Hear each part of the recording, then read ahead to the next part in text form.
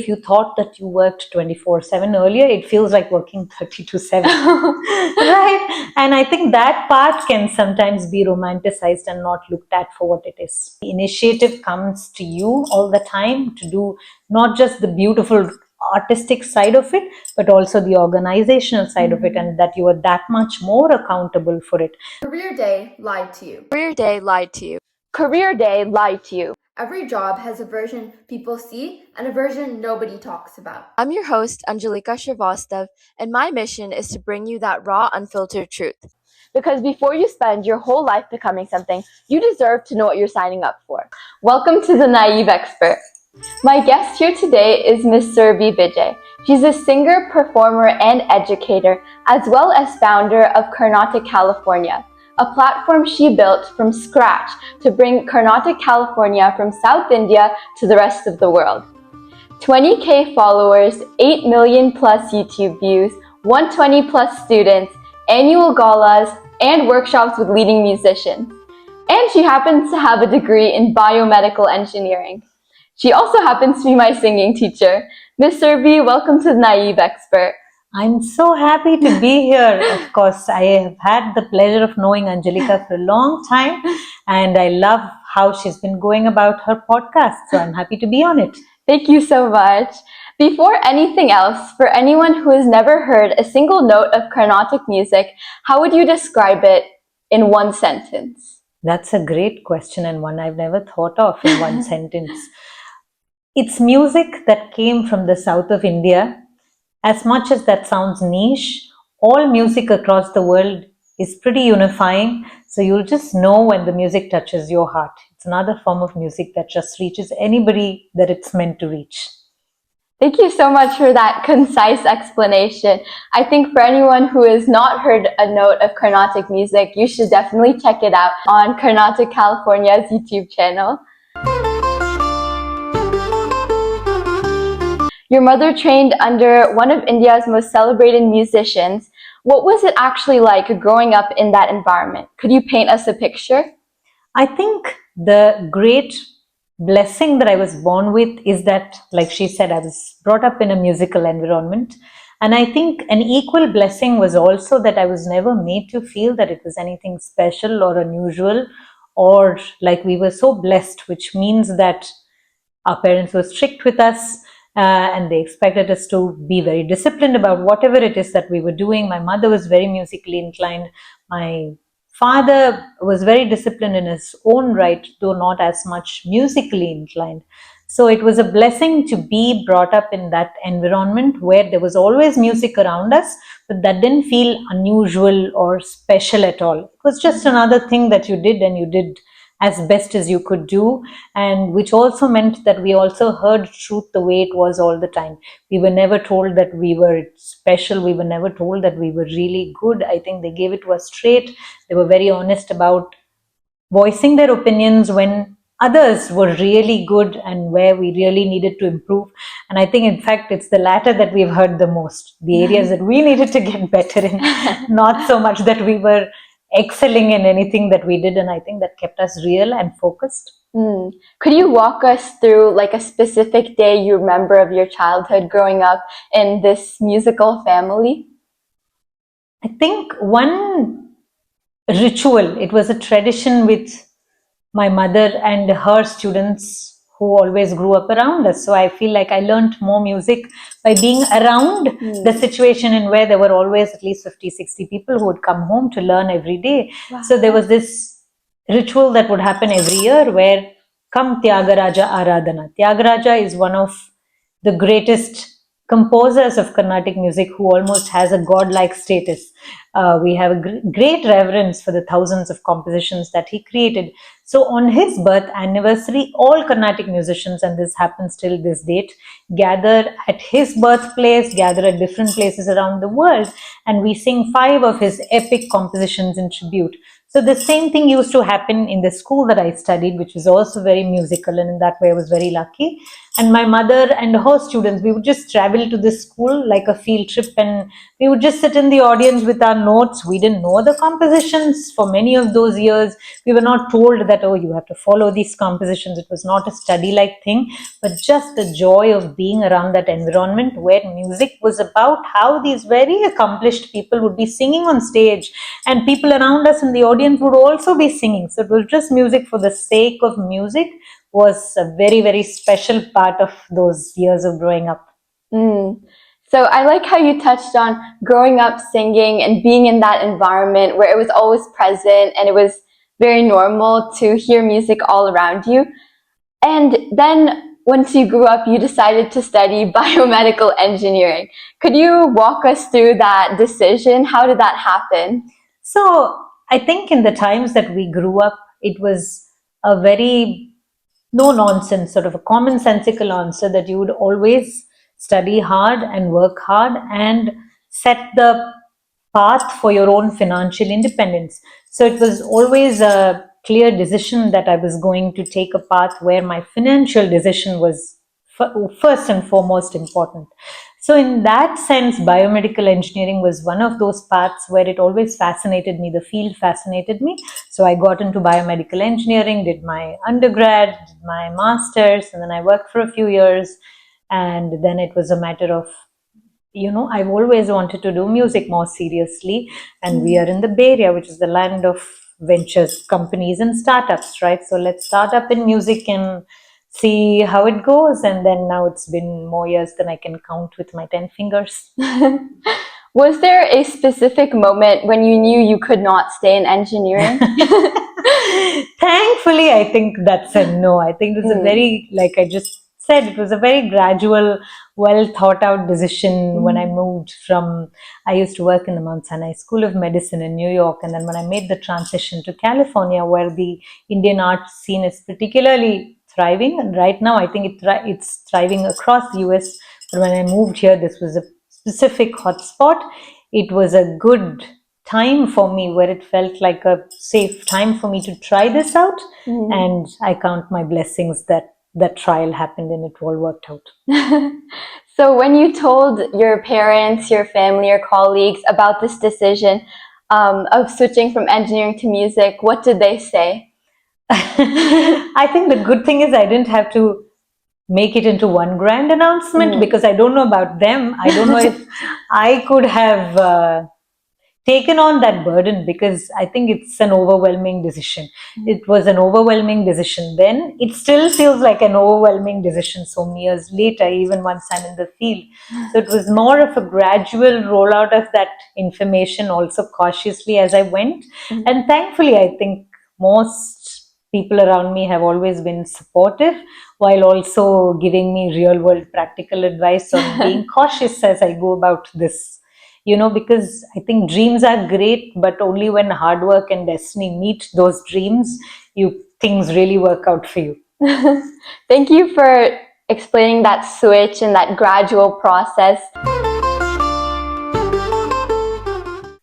What do people romanticize about leaving a generic career and following your passion that you found out was completely wrong? So I think being in the arts, being an entrepreneur, these two things are generally very romanticized, because when we are in a more left-brained field / and or when we work for some other entity or for a boss, it's very easy to, in our mind, box the pleasures and the grievances of anything, even chores, right? It's this external factor, which, I'm doing this because of this, because of that. Whereas when somebody steps out into the arts or entrepreneurship, and in our case it's sort of both, it's a little bit of both, it's very easy to romanticize that, oh, you're following your passion, or you're not answerable to anybody, which means, simple things like you can take off whenever you want. But you guys know, as my students, that I almost never take off, correct? Which means that because you're in the arts, it doesn't mean that the drudgery is over. And if anything, the initiative comes to you all the time to do not just the beautiful artistic side of it, but also the organizational side of it, and that you are that much more accountable for it.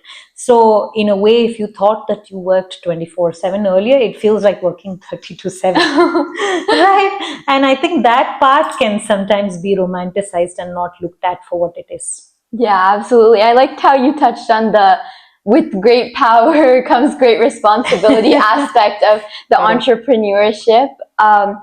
And I wanted to ask you, does having that engineering background, how you touched on organization, does that change how you approach music and how you built Carnatic California? I think definitely 200% in a way that I could not have planned. Those are again, blessings that came. It was not my conscious idea that, okay, A, I take step engineering, B, let me do music and let me sort of bring up a symbiosis, correct? But it happened organically, and it changes from the way that I think it makes me that much more of a successful teacher, because when I look at art or when I'm trying to fix a mistake that I hear in a student, automatically, because of my engineering brain, the way that I think about it is, okay, how can we separate this into blocks? How can we dismantle or reconnect these neurons or explain it in a way that reaches that student at that level? So that sort of systematic breaking down of every musical problem is solvable. It's up to us to figure out how do we do that. I think that approach is dramatically to the credit of my engineering training. When I was growing up, a lot of our music teachers who did not have an engineering background, as much as incredible skill and power and the talent that they had, did not quite break it down, which also meant that for us students, unless we were smart enough to, through practice or through our own blessings or through our own intelligence, if we could not fix it, our mistakes would stay mistakes. But now the engineering air around us helps us really solve that. So in that way, it's very helpful. Yeah, I think I really liked how you showed us behind the scenes of how exactly that shows through your teaching. Is there any way on your online platforms how your engineering brain shows up on keeping records or posting videos? I think so. I think somewhat yes and no. The way that one can go to do an MBA to become a leader, but some people are born leaders. Some people do an engineering to get a structural sort of a foundation. Some people are just natural organizers. So we can't say which one came first, but I'm sure in many ways that helps me in ways that I think and I don't realize also. Carnatic, California, when you first had the idea, how did it look like in the first stages versus how it looks like right now? I think initially it was about seeing if this is something that can launch into a full-time career. And at the time that Carnatic California was launched, Carnatic music was not so much on social media. So I feel a sense of pride in saying that we were one of the first movers in bringing a lot of Carnatic music to the online platforms. And then I think the pandemic happened and life also showed the Carnatic music, which is an Indian classical music niche scene in some form, that a social media presence now is inevitable. And then so many people are online and vying for it. And then now the goals and the scope that we worked on as a small organization versus how we work on our recognizability for the brand, which means our access to larger projects, what is the kind of impact we can have. All of these things have dramatically changed since the time that we started. Yeah, I think the entire rise of the pandemic and with everyone being more online, did that ever bring any issues as well of having to bring Carnatic music, which is this one of the world's oldest music traditions? Was it difficult trying to bring that kind of traditionality to a generation that's growing up on Instagram and Spotify? Definitely, that's a great question, and I think with or without the pandemic, that's a challenge that we were all bound to face. We faced it back when we started, we continue to face it now, and I think that's the challenge. So when I started Carnatic California, one of my key goals is that families and communities that are exposed to this form of music, this style of music, this music thrives within those communities and those families because they're inherently exposed to it.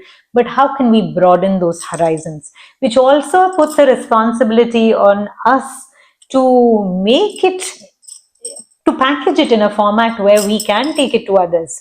So if we are not able to take it to others, I think that's our shortcoming than blaming the generation. So we do simple things like, Carnatic music is not an isolated entity. So when we sing the simple birthday song, which I think everybody across the world sings, in Carnatic music, it's a simple unifying factor. Or we connect this form of music with many other forms of world music. We do these events, and then we realize that it doesn't matter what form of foundational music training you have, it empowers you to sing and appreciate all other forms of music too.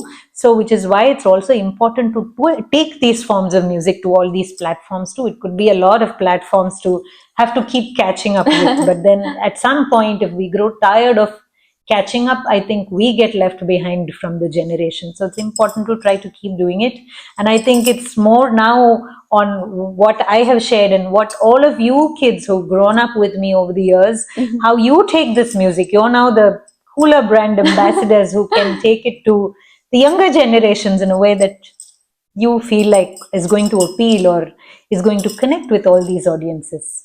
I think Carnatic California as a brand actually does a really great job with having the traditionality as well as the engagement factor. Because if you look on Carnatic California's YouTube channel, there's so many YouTube shorts, there's so many different forms of content where you can really take in the music, whatever stream you find best for you. And I think that's really wonderful. So if a teenager from Carnatic, California, or from any music festival that you met told you that they wanted to pursue music or any creative passion, what advice would you give them? Not the encouraging version, but the honest one. Can it be both? I think it can be both, right? Because I think that's truthful. I think encouragement is important, because when we talk about education, when we talk about the arts, the issues that we're going to see is, are there enough people who are willing to put themselves out there? Because the truth is, which is the real version that you asked for, is there are a lot of challenges in the field. The first and foremost being how you secure your own niche. Your creative message doesn't get diluted because you are trying to figure out what the audience wants, but also in a way adapting to everything you must, and also having a way to secure yourself independently financially, that you are not dependent on something else, and at some point you don't fizzle out because your dreams were unrealistic. So there is always the mix of realism in terms of how you plan your career. And of course, art always has the chance of great talent, and then you have to be at the right places at the right times and know the right people, which also is true of many other fields. So I think if you have a plan for that, and if you have a support system for that, then why not? You should definitely do it, because it's fulfilling like nothing else can, right? When you follow your passion, whatever that is, that form of fulfillment is incomplete. It's just that passion alone isn't enough, right? So passion needs a plan too. Yeah. Is there any soft skills that matter so much in this industry that isn't talked about enough?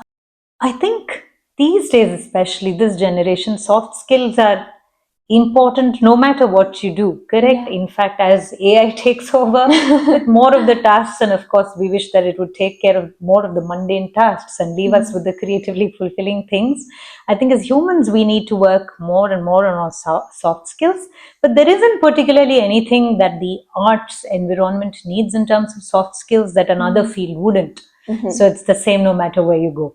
I like that connection about how in this generation we have the rise of AI, but then there's the importance of soft skills is more necessary than ever, because as these tasks are being taken over, it's who can communicate the best and who can really take forward the leadership, and those are the people that really shine. Is there any way that you can tell whether a passion is something that should stay a passion or whether something should be a career from your experience? I wish there was a general formula to determine that, because I think that would be really helpful, right? But I think it is a very, very individual case by case basis.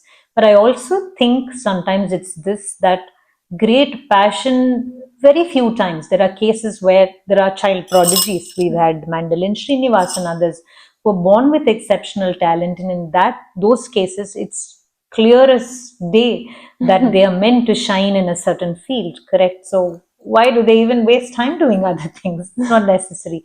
But a lot of times in those non-prodigious cases, I think it's consistent work. When people keep putting in the work, which is the hard part, which is the non-glamorous part, because we know somebody once they're famous, the amount of drudge work that happens behind it, which also maybe is something that should be talked about, which isn't talked about as much because it's not so populist, or it's not so attractive to talk about the amount of work that has happened, which is why we call it in these Indian terms sadhana, like penance like terms, right? And that amount of hard work and consistency can set people up for great success long term, where they're not just people with 15 minutes of fame, which I think is what your generation is going to have to be very careful about, because as much as social media has made talent accessible and popular everywhere, sometimes it's very misleading about the kind of talent or the kind of work. So when it's hard when 15 million people watch somebody's video to, think that they are not exceptionally talented, but maybe there are other areas to make sure that you need to put in the work to establish yourself in a career of passion. I think if you have the right advisors around you in terms of family or teachers and counselors that can advise you, that would set you up for a lot of real expectation work and the fruit of those passions. What do you know now about building a life around music that you wish someone had told you before you that made that leap? I think there's a lot of things actually that we all live and learn. I think it's the amount of inglorious work behind the glorious goal that we are pursuing, that it doesn't matter when you're setting up your own thing. Every single task is for you, is to be done by you. There's no such thing as a menial task. So the division of time between the fruitful, fulfilling artistic work versus the administrative work versus just the physical labor is all something to be aware of and plan for delicately around. Yeah, thank you for that. I think for anyone out here who is wondering whether to pursue a passion, whether it's in music or any creative passion, knowing that there's a lot of work that goes behind that ideal movie like final scene. There's so much more behind that, and keeping that in mind to not get discouraged is extremely important. Thank you so much, Miss Surabhi, for coming on this podcast and for sharing with us all of your journey, your experiences, and your advice. I think this episode will be very useful to anyone who's thinking about what they want to do in the future, whether it's pursuing a passion or starting their own business and becoming an entrepreneur. And the fact that you left a promising engineering career to build something that was entirely your own, and you made years making one of the world's oldest musical traditions something that's accessible and alive to everyone around you, that's something that really sticks with you. And for everyone who's listening, if this episode permitted you to take your passion more seriously, please share it with one person who needs to hear it. Follow The Naive Expert on Spotify, Apple Podcasts, or YouTube. And please check out Carnatic, California in the link below. Reach out via Instagram or email if you know someone with a fascinating career that should be on the show. I'm your host, Angelica, and thank you so much for listening.